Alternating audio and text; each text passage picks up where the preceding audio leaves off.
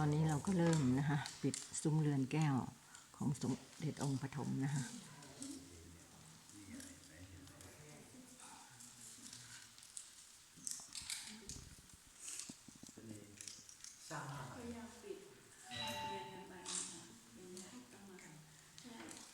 นี่ไม่เห็นมีรูปไหนสร้างภาพไหนกำลังจะสร้างภาพปิดกันตรงนี้นะคะและด้านบนนั้น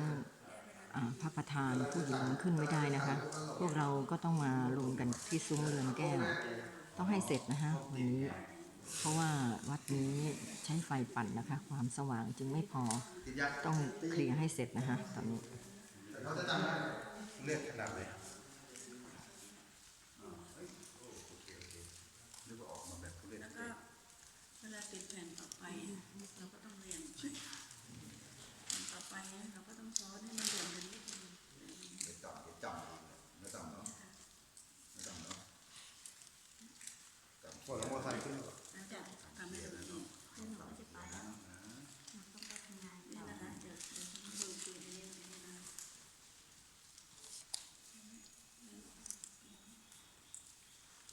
ระวังผ้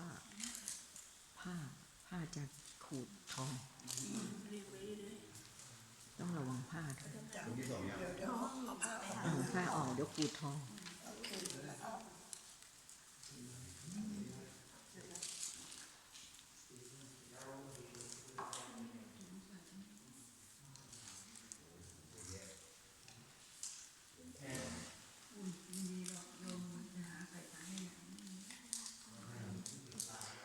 โอ้เขาเปิดทองไม่ได้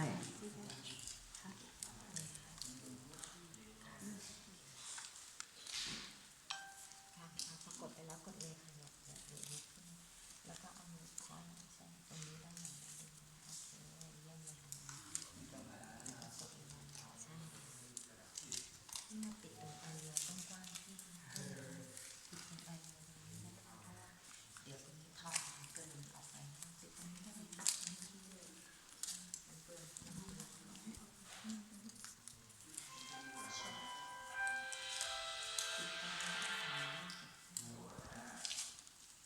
ซ้ำของผมลงไปแผ่นเดียวเป็นเดี๋ยวไม่อยู่ทำอะไรสองที่ต่ำบอกสองใช่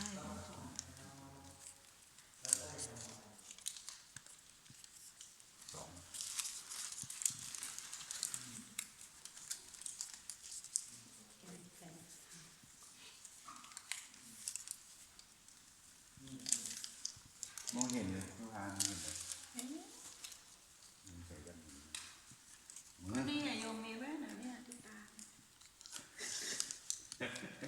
เอาแต่มาหมายถึงตัวทำไมก็แน่ที่เห็นว่าโยมมีแว่นไงถ้าไม่มีแว่นก็เลือนหมดอ่ะเลือนไม่รู้เรื่องไม่นั่นไม่รู้เลยล้างเห็นแต่เลือนแดงนี่มันชัดเลยนี่เป็นเหลืองแดง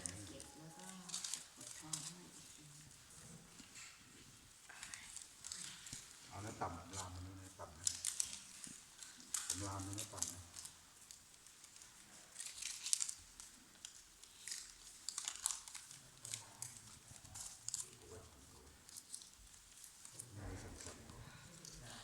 สุภาอาจารย์ลงแกถูกที่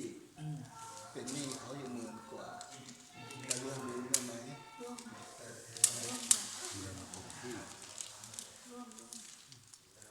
ตอนนี้อาจารย์สืบ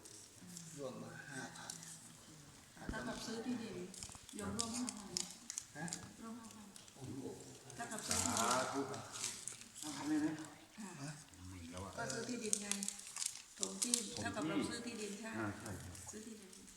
ไม่ได้ซื้อแต่ว่าซื้อดินมาถมที่นั่นแหละเปรียบเหมือนซื้อที่ดินแหละแกเป็นหนี้10,000 กว่าเนี่ยพอดีละเอาโยมต้องการถือว่าทำบุญใกล้ได้วันเกิดก็ทำบุญเกิดแกบอกแค่10,000 กว่าจะไม่ได้บอกว่า10,000 กว่าเนี่ย19,999ไม่รู้แล้วแต่ราคากว่าเท่าไหร่สาธุแกไม่ได้บอกรายละเอียดขนาดนั้นอย่างนี้ต้องซ้ำสองไหมแกบอกแค่10,000 กว่าเอาเป็นว่าผมโยม5,000นะผมก็บินเนี่ยตามผู้ปกครองนะอาตมาก็พัน แล้วจะจ่ายตังค์ให้กับใครให้กับ เดี๋ยวเขาโอน ผมด้วย1,000แอน เดี๋ยวให้อาจารย์สืบอาจารย์สืบไปก็โอนจะโอนไปได้ให้อาจารย์เลื่อนก็ได้แค่อาจารย์เลื่อนไม่ต้องให้อาจารย์สืบ ผมว่ายังโอนไม่ได้อะต้องกลับบ้านก่อนเก็บเงินมีธนาคารให้เอง อาจารย์เลื่อนนะ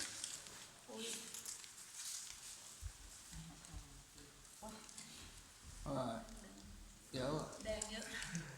เดี๋ยวโอนที่หลังไม่ได้เพราะว่าเดี๋ยวอาตมาก็จะออกเสร็จจากนี้อาตมาจะไปบุรีรัมย์ อ๋อเดี๋ยวโยมก็โอนเข้าบัญชีหลวงตาก็ได้ใช่ไหม ได้ กลับบ้านก่อน